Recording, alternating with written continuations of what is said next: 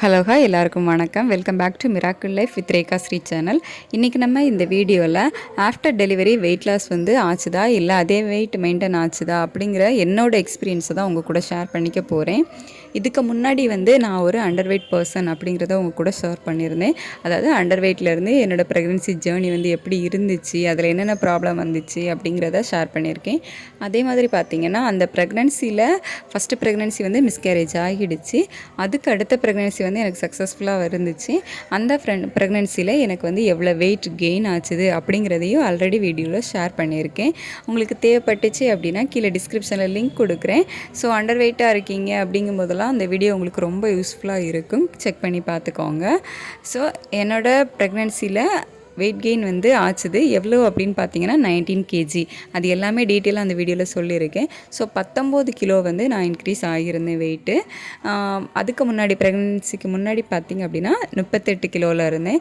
So அந்த 38 கிலோவில் இருந்து pregnancy first 3 மந்தில் வெயிட் லாஸ் தான் இருக்கும். ஸோ அந்த மாதிரி ஃபஸ்ட்டு 3 மந்த் எனக்கும் வெயிட் லாஸ் ஆகி 35 கிலோவுக்கு வந்திருந்தேன். ஸோ அந்த 35 கிலோவில் இருந்து எனக்கு டெலிவரி ஆகும்போது என்னோடய வெயிட் பார்த்திங்க அப்படின்னா 53 கிலோ. ஸோ கிட்டத்தட்ட ஒரு 18-19 கிலோ நான் இன்க்ரீஸ் ஆகியிருந்தேன். அதுக்கப்புறமா என்னோடய டெலிவரிக்கு அப்புறமா என்னோடய வெயிட் பார்த்திங்கன்னா இதே இதில் மெயின்டைன் ஆச்சுதா இல்லை அதுலேருந்தும் கம்மி ஆச்சுதா வெயிட்டு, என்னோடய பழைய வெயிட்டுக்கு நான் வந்தேனா இல்லையா அப்படிங்கிறத தான் உங்கள் கூட நான் ஷேர் பண்ணிக்க போகிறேன். ஸோ வெயிட் கொஞ்சம் கம்மி ஆக தான் செய்யும். இப்போ ப்ரெக்னென்சி டைமில் நமக்கு இருக்கிற வெயிட்டை விடைக்கும் டெலிவரி ஆனதுக்கப்புறமா கொஞ்சம் வெயிட் கம்மி ஆகும். பட் நம்ம ஏற்கனவே அண்டர் வெயிட் பர்சன் அப்படிங்கிறதுனால ரொம்ப வெயிட் கம்மியாச்சுது அப்படின்னா நல்லா இருக்காது. கொஞ்சம் இப்போ நான் ஒரு 54 கிலோ வெயிட்டில் இருந்தேன். 54 கிலோ வெயிட்டில் இருக்கேன் அப்படிங்கும்போது அதிலேருந்து ஒரு 45 கேஜி அது வரைக்கும் ஓகே. அதுக்கு கீழே போனால் நல்லா இருக்காது அப்படின்னு சொல்லிட்டு நானே ஃபீல் பண்ணியிருந்தேன். ஒரு 45 கிலோ வரைக்கும் வேணால் கம்மியாகட்டும், அதுக்கு மேலே கம்மியாக வேண்டாம் அப்படின்னு சொல்லிட்டு. பட் என்னோடய வெயிட் பார்த்திங்கன்னா சடன் கம்மியாக ஆரம்பிச்சிது டெலிவரி ஆனதுக்கப்புறம். 1 மந்த்லேயே ஒரு 5 கேஜி கிட்ட கம்மியாயிட்டேன். ஸோ அதுக்கப்புறம் ஒரு 3 மந்தில் பார்த்திங்கன்னா 10 கேஜி கம்மியாயிடுச்சு. அதுக்கப்புறம் என்னோடய 6th மந்த், அதாவது பேபி பிறந்து 6th மந்த்லேயே நான் என்னோடய பழைய வெயிட்டுக்கு மறுபடியும் வந்துட்டேன். அதாவது 38 கிலோவுக்கு பார்த்திங்கன்னா என்னோடய வெயிட் வந்துடுச்சு. கொஞ்சம் ஃபீலிங்காக தான் இருந்துச்சு, என்னடா மறுபடியும் அந்த அண்டர் வெயிட்டுக்கே வந்துட்டோமே அப்படின்னு சொல்லிட்டு. பட் ஒன்றுமே பண்ண முடியாது. அந்த டைம்லலாம் பேபிக்கு ஃபீட் பண்ணிகிட்ருக்கோம். ஸோ அதனால் வெயிட் கம்மியாச்சுதா என்னன்னு தெரில. ஆனால் ஆஃப்டர் டெலிவரி நம்ம ஃபீட் பண்ணும்போது நல்லா ஃபுட் எடுத்துப்போம், வெயிட் போடும் அப்படின்னு தான் சொல்லுவாங்க. பட் இல்லை, எனக்கு பழைய மாதிரியே வெயிட் கம்மியாக ஆரம்பித்து அதாவது ப்ரெக்னென்சிக்கு முன்னாடி நான் எவ்வளோ வெயிட்டுக்கு இருந்தேனோ ஸோ அதே வெயிட்டுக்கே வந்துட்டேன் மறுபடியும். நமக்கே நல்லா தெரியும் நம்ம வெயிட் கம்மி ஆகிட்டோம் அப்படின்னு சொல்லிட்டு. இருந்தாலும் நம்ம சுற்றி இருக்கிறவங்க இதெல்லாம் தெரிஞ்சு வச்சுட்டே கேள்வி கேட்பாங்க பாருங்கள்.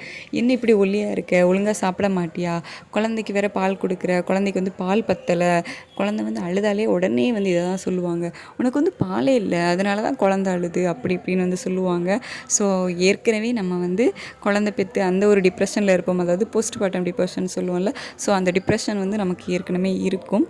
ஸோ இவங்க வேறு இதுன்னு சொல்லி இன்னுமே நம்மளை டிப்ரெஷன் தான் ஆக்குவாங்களே தவிர கொஞ்சம் ரிலாக்ஸாக யாருமே பேச மாட்டாங்க. எனக்கு இந்த போஸ்ட்மார்ட்டம் டிப்ரெஷன் எப்படி இருந்துச்சு அப்படிங்கிறத கண்டிப்பாக நான் ஃப்யூச்சர் வீடியோவில் உங்கள் கூட ஷேர் பண்ணிக்கிறேன். எந்த மாதிரியெல்லாம் இந்த டிப்ரெஷன் என்னை பாடாப்படுத்திச்சு அப்படின்னு சொல்லிட்டு.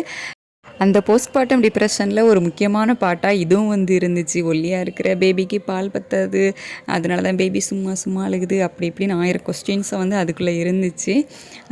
இதுக்கு நம்ம ஒன்றுமே பண்ண முடியாது. எதனால் அந்த வெயிட் கம்மி ஆகுது, ஒருவேளை அது நம்ம ஜீன்லேயே இருக்கிறதா இருக்கலாம். நம்ம ஒல்லியாக தான் இருக்கணும் அப்படிங்கிறது என்னன்னு தெரியலை.